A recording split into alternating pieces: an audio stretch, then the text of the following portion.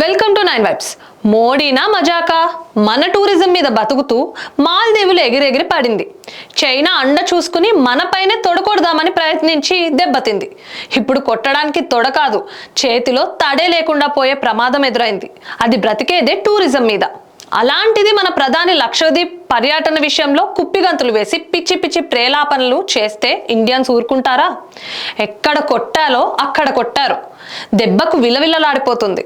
ఎక్కడ మన వాళ్ళ దేశానికి రారు అని భయపడుతుంది. అయినా మాట్లాడే ముందే కాస్త ముందు వెనక చూసుకోవాలి.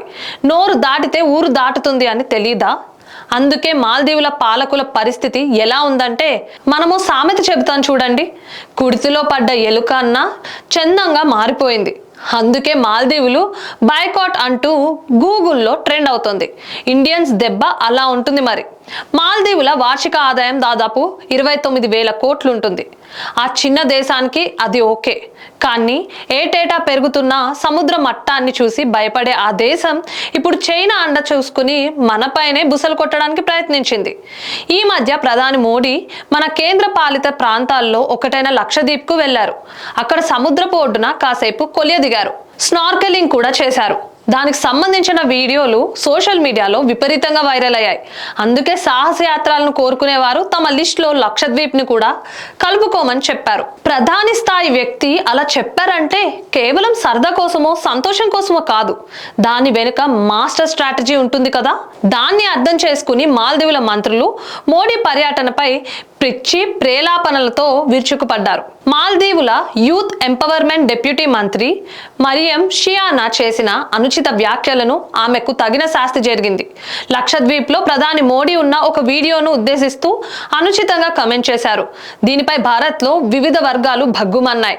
బాలీవుడ్ కూడా తీవ్రంగానే స్పందించింది. అక్షయ్ కుమార్ అయితే మన దీవుల్లో పర్యటించి మన టూరిజాన్ని సపోర్ట్ చేద్దామని చెప్పేశారు.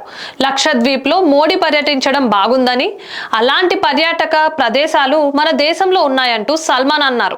సెలబ్రిటీలు కూడా ఈ స్థాయిలో స్పందించేసరికి ఒక్కసారిగా అందరి దృష్టి మాల్దీవుల మంత్రుల వ్యాఖ్యలపై పడింది. నెటిజన్లు అయితే మాల్దీవుల మంత్రుల కమెంట్స్ పై విరుచుకుపడ్డారు. తాము ఆ దేశానికి వెళ్లాలనుకుని హోటళ్లు బుక్ చేసుకున్నామని, వాటిని వెంటనే క్యాన్సిల్ చేసుకున్నామని చెప్పారు. భారత్ నుంచి ఈ స్థాయిలో రెస్పాన్స్ వచ్చేసరికి మాల్దీవుల సర్కార్ కాళ్ళ కింద భూమి కంపించినట్లయింది. ఓరి నాయనో, ఇదెక్కడ తమ కొంప ముంచుతుందో అని భయపడింది. అందుకే జరిగిన తప్పును సర్దిద్దుకునే ప్రయత్నం చేసింది. మరియం వ్యాఖ్యలు ఆమె వ్యక్తిగతం అంటూ చెప్పింది. ప్రభుత్వానికి వాటితో ఎలాంటి సంబంధం లేదంటూ ఆ మంత్రిపై సస్పెన్షన్ వేటు వేసింది.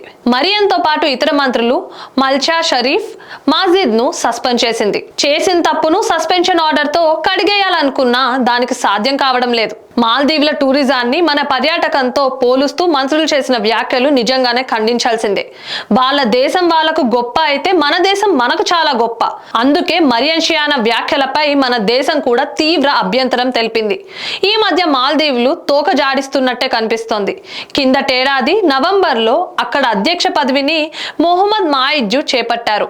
అప్పటి నుంచి దాని వాయిస్ లో తేడా వచ్చింది.